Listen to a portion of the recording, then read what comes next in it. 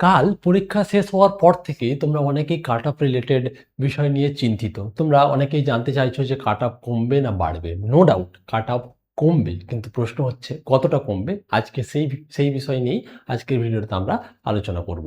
এই cut off analysis করার জন্য আমরা যেটা করেছি, তোমাদের একটা গুগল ফর্মের লিঙ্ক কালকে আমরা শেয়ার করেছিলাম, যেখানে প্রায় 500 জন স্টুডেন্ট তোমরা আমাদের সঙ্গে ডাটা শেয়ার করেছো, এবং হোয়াটসঅ্যাপ গ্রুপে আমরা বিভিন্ন পোল ক্রিয়েট করেছিলাম, সেখানে প্রায় 1000 স্টুডেন্ট আমরা সেখানে ডাটা কিন্তু কালেক্ট করেছি। তো ওভারঅল এই আমার যে ভিডিওটা আছে, এটা 1500 স্টুডেন্টের ডাটার উপর ভিত্তি করে ওভারঅল একটা ক্যালকুলেশন, যেটা স্ট্যাটিস্টিক লাগিয়ে আমরা বের করেছি। ঠিক আছে?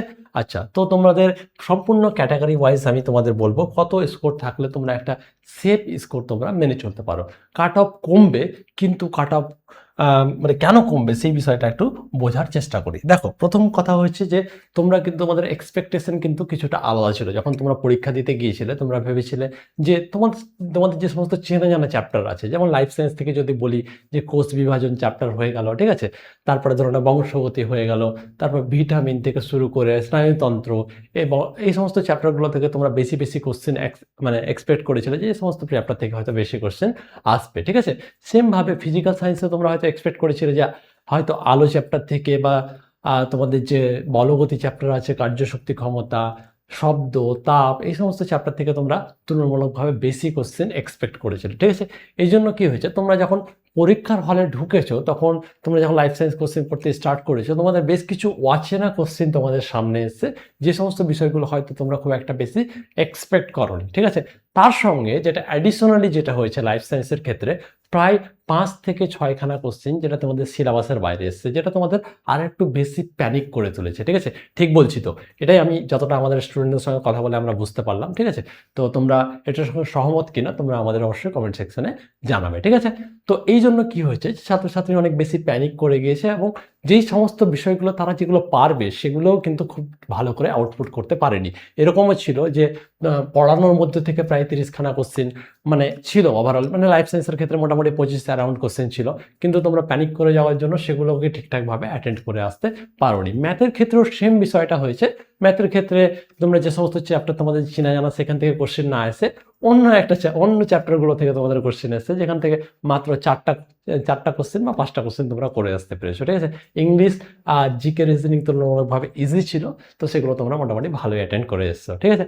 এবার হয়েছেটা কি, দেখো, হয়েছেটা হচ্ছে যে এই সমস্ত বিষয়ের জন্য আলটিমেটলি কী হবে, যে অনেক স্টুডেন্ট অনেক কম কোশ্চেন অ্যাটেন্ড করেছে, এরপরেও বেশ কিছু স্টুডেন্ট কিন্তু ভালো স্কোর করেছে। যেমন আমাদেরই একজন স্টুডেন্ট কালকে ফোন করে আমাকে বললো যে মোটামুটি তার 97 স্কোর হচ্ছে। ঠিক আছে? তারপরে আমাদের বেশ কিছু স্টুডেন্ট, একজন মানে আমি যেটুকু জানি সেটুকু হচ্ছে, সে বললো যে তার 100+ স্কোর আসছে।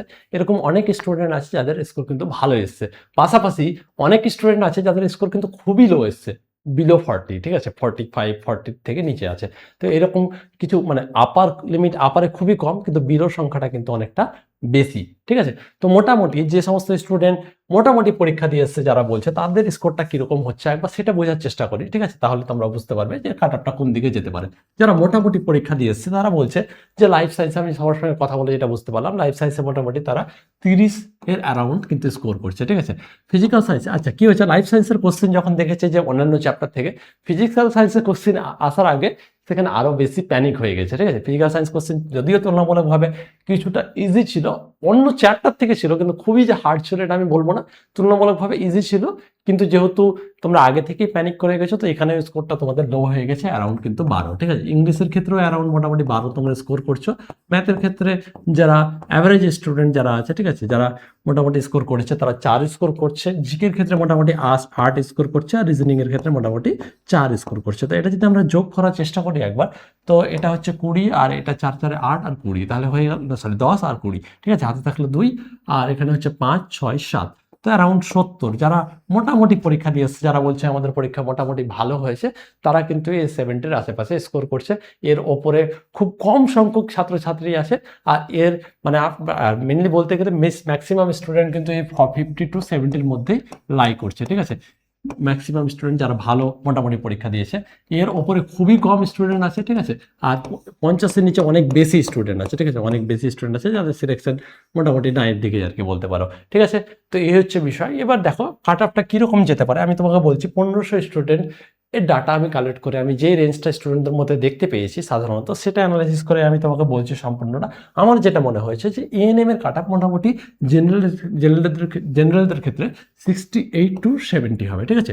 ওবিসিদের ক্ষেত্রে 65 to 67 হবে, এসসিদের ক্ষেত্রে 60 to 62 হবে, এসটিদের ক্ষেত্রে 43 to 45 হবে, ইডব্লিউএসদের ক্ষেত্রে 53 to 57 হবে, আর তোমরা যদি অরফ্যানদের ক্ষেত্রে বলো অ্যারাউন্ড 20 হবে, সিভিল ডিফেন্সদের ক্ষেত্রে যদি বলো 63 to 65 হচ্ছে, আর পিডব্লিউডির ক্ষেত্রে 17 হচ্ছে। This is for ANM. এএনএমে যেহেতু মেয়েরা পায় তার মেয়েদের জন্য এটা মেনলি। যারা এরকম স্কোর করছো তোমরা অ্যাটলিস্ট এটাকে একটা সেফ স্কোর মেনে কিন্তু চলতে পারো। এগেইন কাট অফ প্রেডিক্ট করা মানে হচ্ছে যে ইলেকশনের আগে ইলেকশনের রেজাল্ট বলে দেওয়া, ঠিক আছে। তো এটা যে 100% সঠিক হবে এটা কেউই দাবি করে বলতে পারবে না, আমি পারবো না অন্য কেউ পারবো, কিন্তু তোমাদের ডাটা অ্যানালাইসিস করার পরে এটা আমার মনে হয়েছে, ঠিক আছে। আচ্ছা, এবার দেখো এএনএম ফিমেলদের ক্ষেত্রে কত হচ্ছে।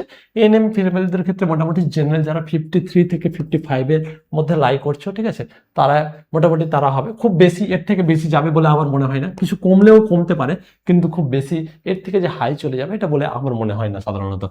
ওবিসি থেকে 52 এর মধ্যে যদি পড়ে, এসসিদের ক্ষেত্রে 47 to 49, ঠিক আছে। এসটিদের ক্ষেত্রে 36 to 38, ইডব্লিউএসদের ক্ষেত্রে 38 to 40, আর অরফ্যানদের ক্ষেত্রে 50, সিভিল ডিফেন্সদের ক্ষেত্রে 49 to 51, আর পিডব্লিউডির ক্ষেত্রে 10 মতন কিন্তু স্কোর করলে মোটামুটি একটা সেফ স্কোর মেনে চলতে পারো।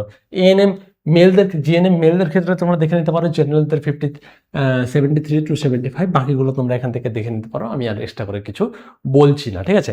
এবার দেখো সবচেয়ে ইম্পর্টেন্ট কথা যেটা হচ্ছে হোয়াট নেক্সট। এবার তোমার একটা পরীক্ষা হয়ে গেছে, পরীক্ষা খারাপ হয়েছে, মন খারাপ হওয়াটাই কিন্তু স্বাভাবিক। সকাল থেকে কালকে রাতে, তারপর আজকে সকাল থেকে অনেক স্টুডেন্টের ফোন আমরা পেয়েছি যারা বলছিল যে স্যার আমার মোটামুটি 3 বছর 4 বছর ধরে আমার একটা প্রিপারেশন করছি, বা আমার খুব স্বপ্ন ছিল স্যার আমি একটা নার্সিং কলেজে যাব, আমি মনে করছিলাম এই বছর আমার প্রিপারেশনটা হয়তো খুবই ভালো আছে, এই বছর হয়তো আমি পৌঁছে যেতে পারবো, তারপরেও হলো না। তোমরা অনেকেই ভেঙে পড়েছো, তোমরা অনেকেই ভুলভাল ভাবছো। তো তোমাদের একটা কথা বলবো, দেখো এটা মানে এটা তোমাদের সবাইকে অ্যাকসেপ্ট করতে হবে, ঠিক আছে, কিছু করার নেই। তোমাদের এক্সপেকটেশন এর থেকে বেশি ছিল আমি জানি, কিন্তু যেহেতু দেখো একটা ইংলিশে একটা কথা আছে, a piece of paper can not decide your life, right. তো এটা শুধুমাত্র একটা পরীক্ষার মতো করেই নাও, ঠিক আছে। এটা অনেক বড় একটা স্বপ্ন তোমার কাছে আমি জানি, তারপরে যেহেতু যেটা হয়ে গেছে সেটা নিয়ে খুব বেশি ভেবে আমাদের লাভ নেই। তোমাদের আগের কথা ভাবতে হবে। নেক্সট তোমার যদি মনে হয় যে হ্যাঁ তোমার ওই নার্সিং চাকরিটাই দরকার, তোমার যদি মনে হয় যে হ্যাঁ আমি একজন নার্স হব, তাহলে কিন্তু এই যে পাস্টে তোমার সঙ্গে কি হয়ে গেল, কিভাবে কোশ্চেন টাফ চলে এলো, তুমি নিজেকে সামলাতে পারলে না, পরীক্ষার হলে খারাপ হয়ে গেল, এটা ভেবে কিন্তু সময় নষ্ট করলে হবে না। তোমরা এই কয়েকটা দিন একটু রেস্ট নিয়ে নাও, ঠিক আছে। কয়েকটা দিন একটু নিজের মাথাকে ঠান্ডা করে, একটু দরকার হলে কোথাও থেকে ঘুরে চলে এসো, মাসির বাড়ি পিসির বাড়ি থেকে, ঠিক আছে। তারপরে নিজের মাথাটাকে একটু ঠান্ডা করে আবার 4-5 দিনের ব্রেক নিয়ে আবার রিস্টার্ট করো। তোমার যদি মনে হয় যে তোমার নার্সিংয়ের চাকরি লাগবেই, যারা মনে করছো যে আমাকে এএনএম ক্র্যাক করতেই হবে, আমার চাকরিটা খুবই প্রয়োজন, তাহলে তোমাদের বলবো যে তোমরা অবশ্যই আবার এখন থেকেই প্রিপারেশন শুরু করে দাও। তোমরা যদি দেখো যে প্রতি বছর কিন্তু কোশ্চেনের লেভেল ধীরে ধীরে কিন্তু বাড়ছে, এবং এটাই কিন্তু সত্যি, যত বছর যাবে কোশ্চেনের লেভেল বাড়বে। এবং একটা কথা আমি তোমাকে আজকেই বলে রাখছি, তোমরা মিলিয়ে রাখো, এইরকম কাট আপ যদি নেক্সট মানে এইরকম কোশ্চেনের লেভেল যদি নেক্সট বছর হয়, তাহলে কাট আপ কিন্তু এই যেটা দেখালাম এটা থাকবে না। কিন্তু এএনএমদের জিএনএমদের ক্ষেত্রে মোটামুটি এটা 65 চলে যাবে, আমার আগের জায়গায় কিন্তু চলে যাবে। কারণ কেন বলো তো?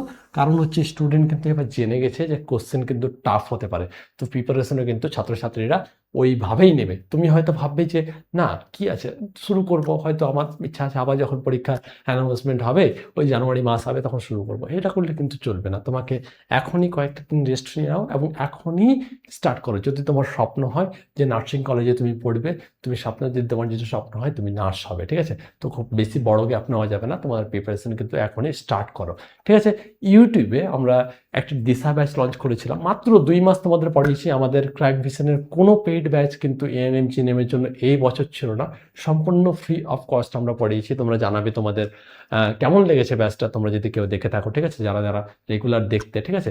এখান থেকে যদি আমি বলি, তো মোটামুটি আমরা যেটা দেখছিলাম লাইফ সায়েন্সে কালকে সলভ করার সময়, ঠিক আছে, যে 18+5 এখানে মোটামুটি আমাদের 23টা প্রশ্ন কিন্তু D2 কমন এসছে, নোট থেকেই এসছে, ঠিক আছে।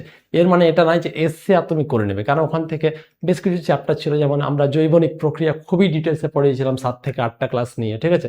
তারপরে ধরে নাও আমাদের যে প্রথম চ্যাপ্টার আছে যে জীবন ও তার বৈচিত্র্য, সেই চ্যাপ্টার থেকেও কিন্তু 3-4টা দুটো কোশ্চেন এসছে, তো সেটাও আমরা ক্যাটাগরি 2 এ এসছে, তো সেটাও আমরা খুব ভালো করে পড়িয়েছিলাম, ঠিক আছে। তাছাড়া বাকি যে সমস্ত চ্যাপ্টারগুলো ছিল সবগুলোই আমরা খুব ডিটেলসে পড়িয়েছিলাম, তো মোটামুটি এটা এসছে।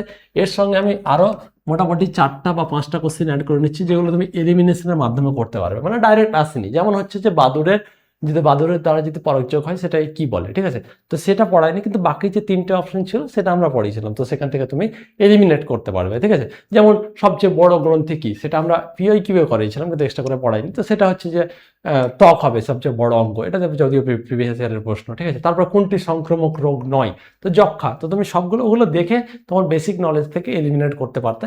তো এইভাবে আমি বলছি মোটামুটি আরও 5টা কোশ্চেন কি হচ্ছে যে আমরা মোটামুটি সেখান থেকে তোমরা করতে পারতে, ঠিক আছে। আমি যেমনটা বললাম যে 5 থেকে 6খানা কোশ্চেন কি হচ্ছে 11 থেকে 12 এসছে, তো সেহেতু সেই জিনিসটা তো আমাদের করানো সম্ভব না। তাছাড়া আমাদের পড়ানোর বাইরেও বেশ কিছু কোশ্চেন এসেছিল, এটাও আমরা অ্যাকনোলেজ করছি, সিলেবাসে ছিল, কিন্তু আমরা সেটা পড়াইনি, ঠিক আছে। ফিজিক্যাল সায়েন্সের ক্ষেত্রে আমি যদি বলি, আমি সবগুলো চ্যাপ্টার পড়িয়ে উঠতে পারিনি কিছু সমস্যার জন্য, খুব সময় যেহেতু খুব কম ছিল, একা ফিজিক্যাল সায়েন্স এত বড় সিলেবাস, তো সেক্ষেত্রে আমি যতটুকু পড়িয়েছিলাম সেখান থেকে 11+4 কোশ্চেন এসছে, ঠিক আছে, মানে ক্যাটাগরি 1 থেকে ক্যাটাগরি 2, তো মোটামুটি 15টা প্রশ্ন এসেছিল। বাকি তোমাদের সিলেবাসের মধ্যে থেকে এসেছিল, কিন্তু কিছু কোশ্চেন কি হয়েছে তো মানে এরকম বাইরে এসেছিল। তারপরে ইংলিশে মোটামুটি 13টা কোশ্চেন কমন, ম্যাথে 4টা কোশ্চেন কমন, ঠিক আছে, জিকেতে মোটামুটি 8টা কোশ্চেন কমন, আর এখানে হচ্ছে যে তোমাদের এখানে মোটামুটি আমরা 4টা কমন দিয়েছিলাম। তো যাই হোক, এইরকম কিছু একটা সিস্টেম ছিল যে এইভাবে আমরা পড়িয়েছিলাম। কিন্তু দেখো, তোমরা শুধুমাত্র যদি মনে করো, যারা হয়তো আমাদের সঙ্গে পড়েছিল, আমি তাদের সঙ্গে বেসিস করে কথাটা বলছি, এইভাবে তোমরা কিন্তু দেখো এই কোশ্চেনটি যদি তুমি করে আসতে পারতে, এটা আমি এক্সাম্পল নিচ্ছি কারণ আমি বলছি এবার, এই যে এই কোশ্চেনটা তুমি যদি করে আসতে পারতে, তুমি একবার ক্যালকুলেট করে দেখে নিও, আমি আর ক্যালকুলেট করছি না, ঠিক আছে, ক্যাটাগরি 2 গুলো অ্যাড করে নিবে এখানে ইন্টু 2 করে। তো যদি এই কটা কোশ্চেনও যদি তুমি অ্যাটেন্ড করে আসতে, তোমার সিলেকশন কিন্তু এএনএম এ হয়ে যেত। কিন্তু তুমি সমস্ত কিছু জানার পরেও কিন্তু সেই 2 মাস সময় কিন্তু তুমি করতে পারলে না, ঠিক আছে। তো তোমাদের বলবো, তোমরা যারা মনে করছো যে তোমাকে নার্সিং কলেজে যেতেই হবে, তোমাকে একটা সিট পেতেই হবে, তোমরা অবশ্যই প্রিপারেশন এখন থেকে স্টার্ট করো। মনটাকে একটু সান্ত্বনা দাও, একটু শান্ত হও, একটু সময় নাও, ঠিক আছে। তারপরে কিছুদিন ব্রেক নিয়ে আবার পড়াশোনা করো। আশা করছি তোমাদের পরের বছর অবশ্যই সিলেকশন হবে, যাদের সিলেকশন হয়ে গেছে তাদের তো অল দ্য বেস্ট আর কি। আর যাদের সিলেকশন হয়নি, তোমরা এখন থেকেই পড়ো, আশা করছি নেক্সট ইয়ার তোমরাও সফল হবে। তো এই আশা রেখেই আজকের ভিডিওটা আমরা এখানেই শেষ করছি। সবাই ভালো থাকবে, সুস্থ থাকবে। Thank you very much.